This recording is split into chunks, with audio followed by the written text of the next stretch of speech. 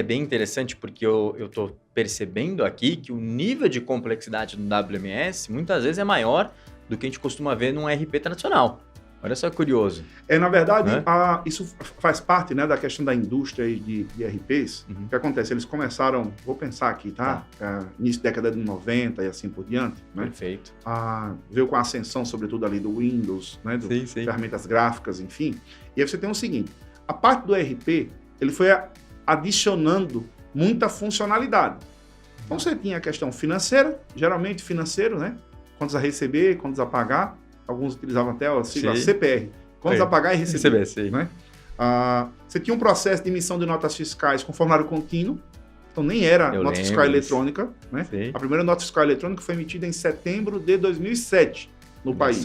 Não havia infraestrutura ainda para ter nota fiscal eletrônica. Né? Enfim, então você tem o processo de nota fiscal, você tem uma série de obrigações fiscais que necessitam ser entregues ao governo. Sim, perfeito. Então você tem um SPED, você tem, né, uma série de arquivos que precisam ser gerados, tá? Social e assim por diante, para passar para o governo, tá certo? Então, assim, olha o tanto de coisa que já tem no RP. Sim. Então, você tem a questão lá de taxas, controle de impostos e assim por diante.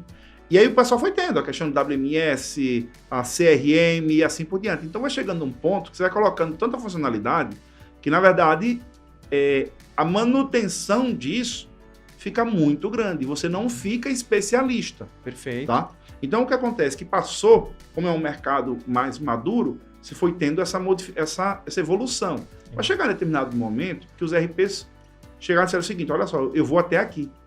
E aí você tem hoje produtos específicos para CRM, produtos específicos que são WMS, né? Produtos específicos para cada um, tributários, por exemplo, e o RP foi se concentrando naquilo, que é o quê? O financeiro, a entrega de materiais, vamos dizer assim, de obrigações fiscais, tributárias e assim por diante. Então, você vai chegando no nível de especialização.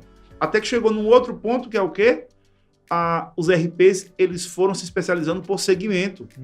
Tá, verdade. Então, você tem WMS também que são especializados por segmento, né? CRMs que são especializados por segmento. Perfeito. Por quê? Ou seja, vai chegando no nível... Isso é natural das economias que vão se desenvolvendo, que vai aumentando o nível de especialização. Perfeito. E aí, quando você tem uma empresa, por exemplo, que vende, vamos pensar, perfumes, você não quer qualquer RP.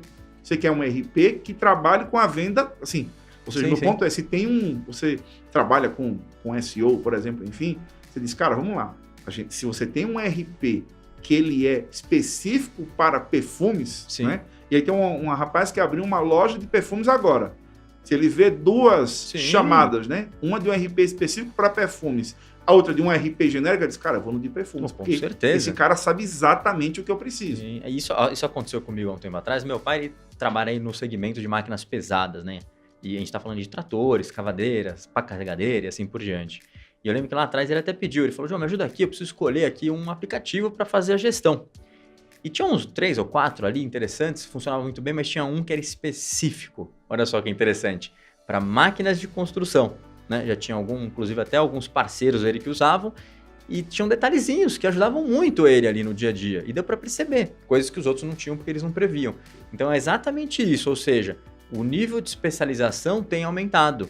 E isso acaba fazendo com que você tenha, ou seja, a pessoa não basta ter um RP. Se ele tem uma necessidade logística maior ou de materiais maior, essa indústria ou esse player, né, pode ser em outro segmento, ele provavelmente vai ter que ter um WMS para conseguir gerenciar isso de forma mais eficiente, né? Exatamente. Entendi. Né? Então, a entrega de valor de um WMS, por conta dessa economia que eu falei, né? Ou seja, economia e satisfação do cliente. Economia por uma gestão de armazenamento eficiente, tá? E satisfação do cliente pela entrega o mais rápido possível para o cliente. Então, esses dois fatores fazem com que ele agregue muito valor na operação.